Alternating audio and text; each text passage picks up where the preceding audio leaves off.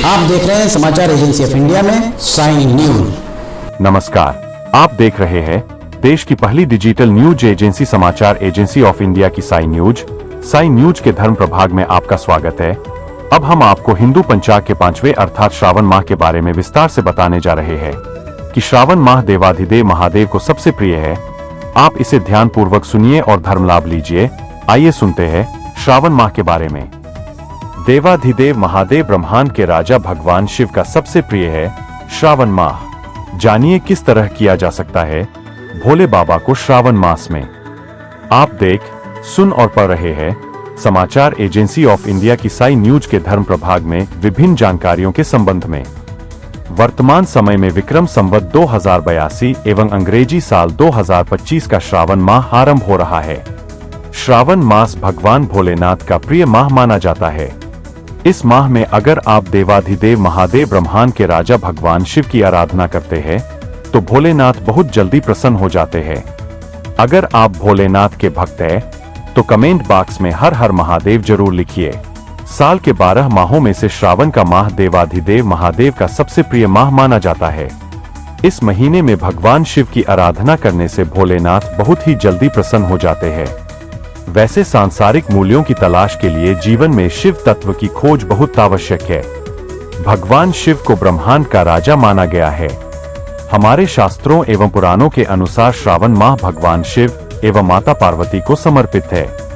भगवान शिव को श्रावण का महीना अत्यंत प्रिय है। आचार्य तुलसीदास जी ने रामचरितमानस में श्रावण माह के बारे में लिखा है। हर्षे हेतु हेरी हर ही को, किए भूषण तिये भूषण ती को, नाम प्रभाव जान शिवनी को, कालकूट फलु दीन हमी को।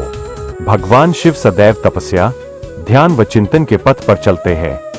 माना जाता है कि इससे उनको शक्ति और ऊर्जा प्राप्त होती है। इस शक्ति के कारण ही वे अभय होते हैं और ऊर्जा के कारण प्रभुत्व की कामना नहीं रहती है।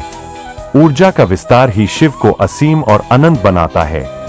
अपने अंदर ऊर्जा के विस्तार के कारण शिव नृत्य करते हैं और खुद के अंदर प्रकृति के विभिन्न शक्ति रूपों को देखकर प्रसन्न होते हैं। भगवान शिव को सावन या श्रावण का माह बहुत प्रिय है क्योंकि प्रकृति अपने संपूर्ण रस, उन्माद, वैभव और रंगों के साथ अटखेलियां करती है। सावन एक अवसर देता है कि हम अपने अंदर की ऊर्जा, अंदर निहित शक्तियों की प्रकृति की शक्तियों को बेहतर तरीके से जान लें। हम जन्म लेते हैं, भोजन करते हैं, अध्ययन करते हैं, खेलते कूदते हैं, सीखते हैं और इसके साथ ही हमारा विकास भी होता है। इसे ही प्रकृति माना जा सकता है। हम प्राकृतिक शक्तियों के अधीन हैं, वह हमें बाध्य करती है। लेकिन जब हम आध्यात्मिक रूप से जाग जाते हैं तब हमारा साक्षात्कार इस लोक के राजा देवाधिदेव महादेव भगवान शिव से होता है।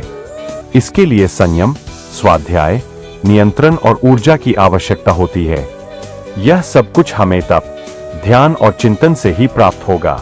माना जाता है कि सावन इसके लिए अनुकूल महीना है।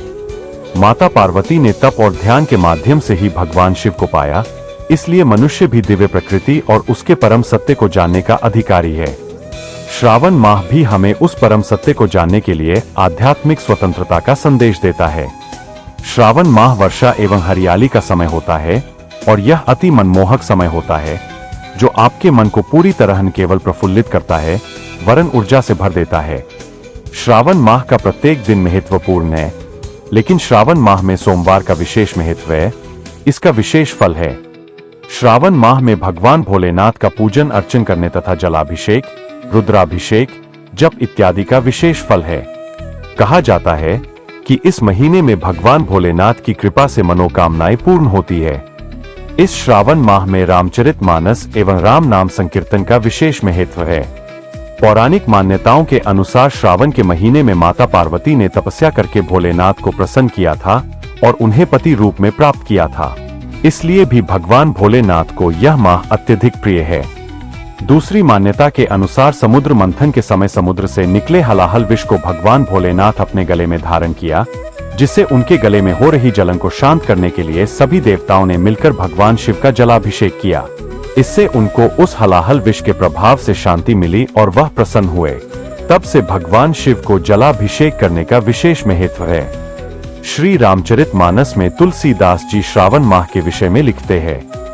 वर्षा ऋतु रघुपति भक्ति, तुलसी साली सुदास, राम नाम बरबरन जुग, सावन भादव माह। आदि अनादिकाल के वेद पुराणों चली आ रही परंपराओं के अनुसार श्रावण माह में ही समुद्र मंथन से 14 विभिन्न बेशकीमती रत्न प्राप्त हुए थे, जिसमें एक हलाहल विष भी था। इस विष को शिवजी ने अपने गले में स्थापित कर लिया था, जिससे उनका नाम नीलकंठ पड़ा। विष की जलन रोकने के लिए सभी देवताओं ने उन पर गंगा जल डाला। देखा जाए तो संपूर्ण श्रावण माह ही भगवान शिव की खूबियां से भरा है। महादेव की तरह यह सावन का महीना भी भीषण गर्मी वाले ग्रीष्म काल में तपती धरती को बारिश से तृप्त करता है। जीव जंतु और प्रकृति का यह सृजन का काल है। सावन का स्वागत करना है तो अपने अंदर से ईर्ष्या, द्वेष, भय, क्रोध और अहंकार को मिटाना होगा। इसके लिए हृदय को निर्मल और पवित्र बनाना होगा। जब हमारे आचरण में सरलता, आनंद, पवित्रता और प्रेम का गुण होगा, तभी प्रकृति में स्थित शिव को देख पाएंगे। सावन एक तरह से आर्द्र रूपी रस का माह भी कहा जा सकता है। रसीले फलों के साथ बारिश की फुहार तन मन को संतुष्ट करती है। यह अगर दिल तक नहीं पहुंच पा रही है तो इसका तात्पर्य है कि हम शिव तत्व से दूर हैं। ऐसे में इस महीने को यूं ही नहीं जाने देना चाहिए। इस महीने में स्वाध्याय, आत्मचिंतन के जरिए खुद बदलें। बदलाव प्रकृति की विशेषता है। बदलाव ही शिव है। सावन संदेश देता है कि शिव को देखो, जो आशा और जीवन के प्रतीक है। सावन अगर भीतर आया, हरियाली को जब हम स्पर्श करेंगे तो जीवन में रस आएगा। प्रकृति सावन में रस का भरपूर बौछार कर रही है। हमें उस रस का स्वाद लेना है। इस प्रकार से श्रावण माह भक्ति एवं हरियाली का प्रतीक है। श्रावण माह में सोमवार व्रत या अन्य व्रत शुरू किया जा सकता है। इस माह में जो व्यक्ति सोमवार को बिल्व पत्र अर्थात बेलपत्र एवं दूध, दही, घी, शहद, गन्ने का रस इत्यादि से भोलेनाथ का अभिषेक करता है, भोलेनाथ उसकी सारी मनोकामनाएं पूर्ण करते हैं। श्रावण माह में पार्थिव शिवलिंग पूजन का विशेष महत्व होता है। जिन भक्तों को पुत्र की कामना होती है वो पार्थिव शिवलिंग पूजन करें, शिवार्चन करें और गाय के दूध से अभिषेक करें। इससे उनकी मनोकामनाएं पूर्ण होती है। इसी तरह जो भक्त रोग, शोक से पीड़ित हों, वह भगवान भोलेनाथ को गंगाजल एवं कुश मिश्रित जल से अभिषेक करें। सुहागिन स्त्रियां अपने पति एवं पुत्र की लंबी आयु के लिए व्रत रख सकती है। कुंवारी कन्याएं अच्छे पति को प्राप्त करने के लिए सोमवार व्रत करती है। जो भक्त जिस कामना को लेकर भोलेनाथ के दरबार में जाता है और श्रद्धा से पूजन पाठ करता है, उसकी मनोकामनाओं की पूर्ति होती है। ज्योतिष के दृष्टिकोण से श्रावण माह में सूर्य राशि परिवर्तन करते हैं, जिसका प्रभाव सभी 12 राशियों पर पड़ता है। श्रावण माह में भोलेनाथ और माता जी की असीम अनुकंपा रहती है। हरि ओम।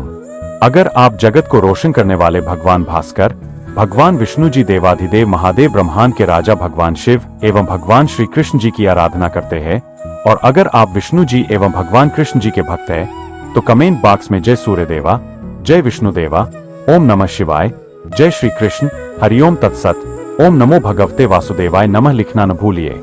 यहाँ बताए गए उपाय, लाभ, सलाह और कथन आदि सिर्फ मान्यता और जानकारियों पर आधारित है। यहाँ यह बताना जरूरी है कि किसी भी मान्यता या जानकारी की समाचार एजेंसी ऑफ इंडिया के द्वारा पुष्टि नहीं की जाती है।